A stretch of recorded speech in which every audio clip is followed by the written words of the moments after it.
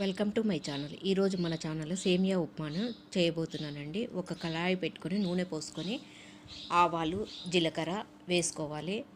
అవి వేగిన తర్వాత పచ్చిశనగపప్పును వేసుకోవాలి. పచ్చిశనగపప్పు కూడా వేగిన తర్వాత వేరుశనగ విత్తనాలు వేసుకోవాలి.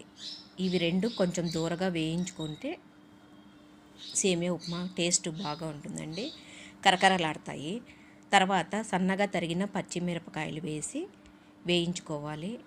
తర్వాత క్యారెట్ ముక్కల్ని కూడా సన్నగా తరుక్కొని అవి కూడా వేసుకోవాలి. ఇలా వేసుకొని వేయించుకోవాలండి. కొంచెము క్యారెట్ నూనెలోనే మగ్గిపోతుందండి ఇలా వేయించుకుంటే. తర్వాత మనం ఉల్లిపాయలను సన్నగా తరుక్కొని వేసుకోవాలి. సేమియా ఉప్మాకు కొంచెం ఉల్లిపాయలు పచ్చిమిరపకాయలు ఉంటేనే టేస్ట్ చాలా బాగుంటుందండి. ఇలా వేగిన తర్వాత తగినంత ఉప్పును వేసుకోవాలి.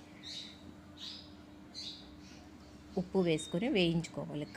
తర్వాత టమోటా ముక్కల్ని సన్నగా తరుక్కొని వేసుకోవాలి. ఇలా వేసుకుంటే చాలా టేస్ట్గా ఉంటుందండి. తర్వాత అల్లం ముక్కల్ని కూడా వేసుకోవాలి. ఇలా సేమియాని మీరు ఎంత కావాలో అంత సేమియాని, నేను ఒక గ్లాసు సేమియాని తీసుకున్నానండి. ఒక గ్లాస్ సేమియాకు 2 గ్లాసులు నీళ్లు పోసి ఉడికించుకోవాలి.